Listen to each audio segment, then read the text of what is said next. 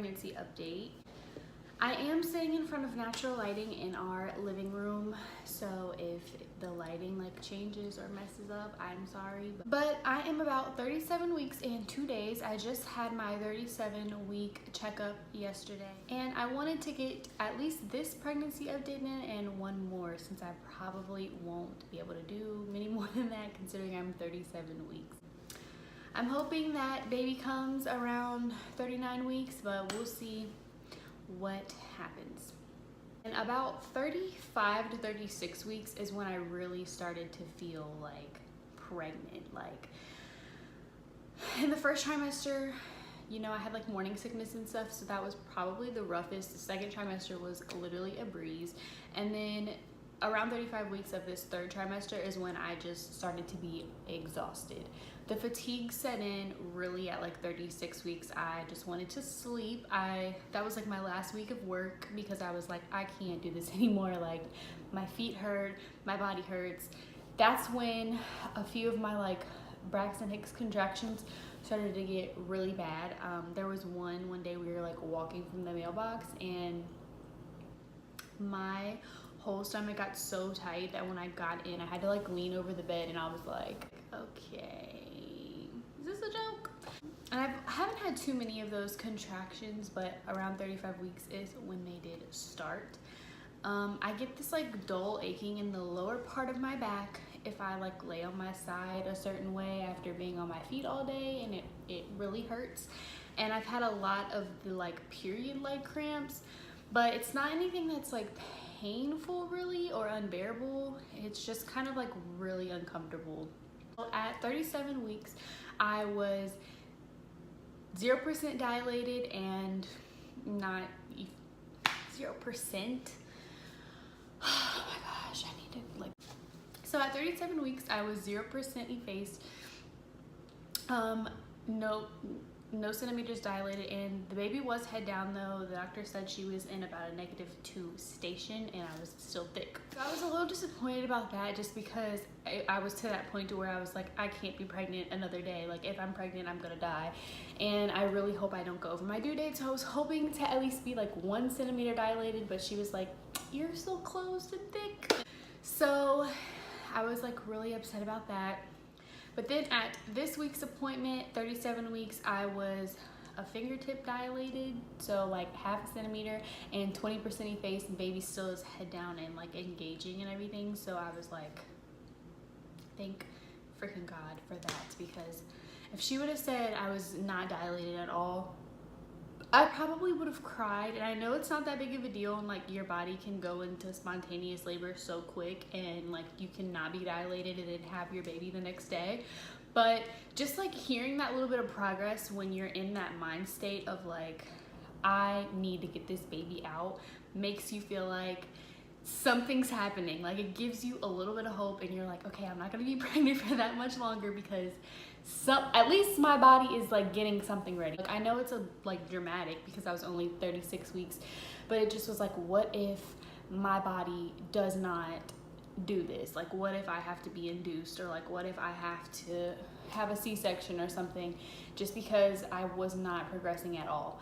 And so that was a little bit irritating. But then to hear that I was, even over the course of a week, and I was like, I'm okay with that. Like a fingertip, like I was on clouds yesterday. No one could tell me anything because I was dilated. The fatigue really has set in. I've been like so tired. Like I wake up in the morning, get dressed, or like eat breakfast, and then have to go back to sleep. Like I am so tired all the time.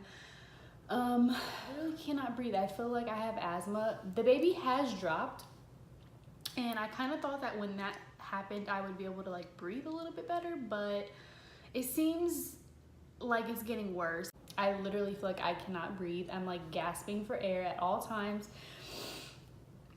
as you can see, and it gets especially bad at night. I've been having to like sleep elevated, because if so, I just like, I can't do it.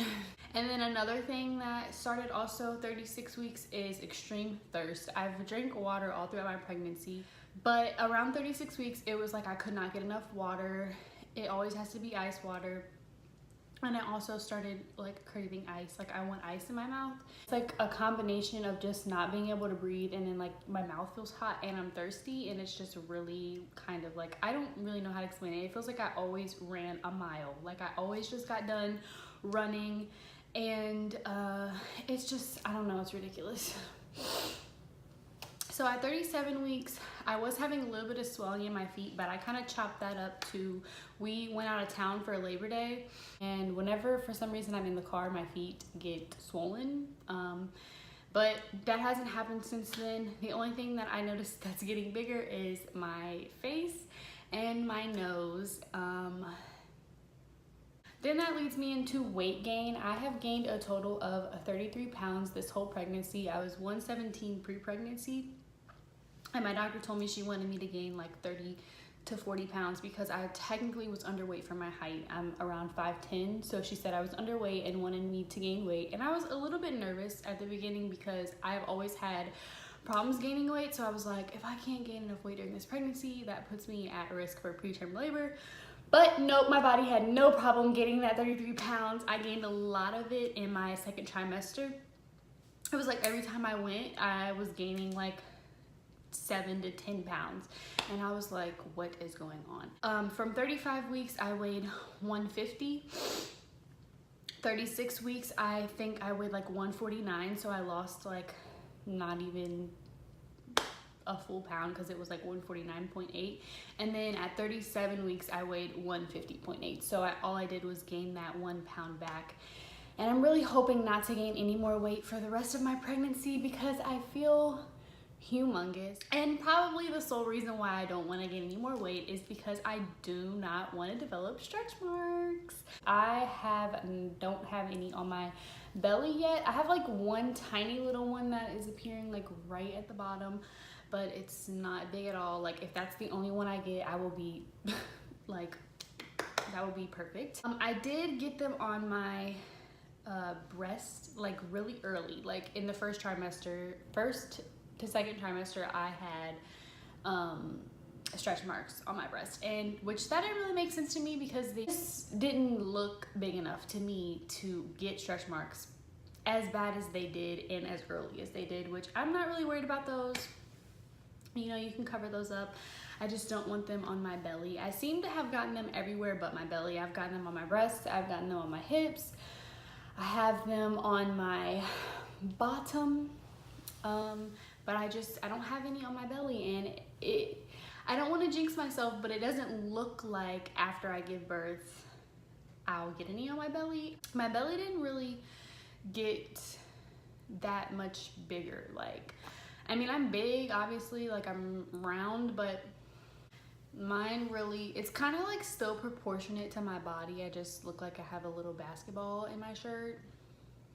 But I think the only reason why I ended up carrying so well was because I'm tall, so she had kind of a lot of room to like be like in my torso rather than have to like right away be like out. At my 37-week ultrasound yesterday, they said that baby weighs about 6 pounds 3 ounces. I am like talking so fast I'm going to literally die. I'm gonna have to edit so much out of this video because I keep telling you guys the gender of the baby. Like, I don't know how many times I've said it. I might even have to completely refilm this. What was I saying?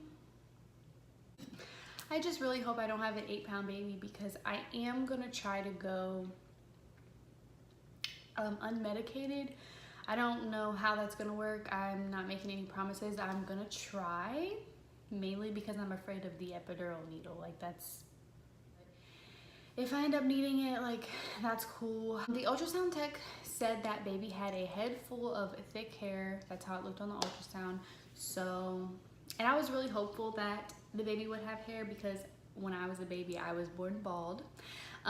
Devlin had a head full of hair from birth, so that kind of made me a little hopeful, like, you know, maybe the baby will get your genes and not mine because I was bald. And I mean, you know, baby still would have been cute, but I just wanted hair. Like, who doesn't want their baby to have hair? But that's pretty much all for this update. I hope you guys enjoyed, and maybe I'll see you again in another pregnancy update, but hopefully I'll see you again in the labor and delivery vlog, because I don't want to have to talk about being pregnant at all again until I'm in labor and actively pushing this child out of my body. Don't forget to like and subscribe, and I will see you in my next video.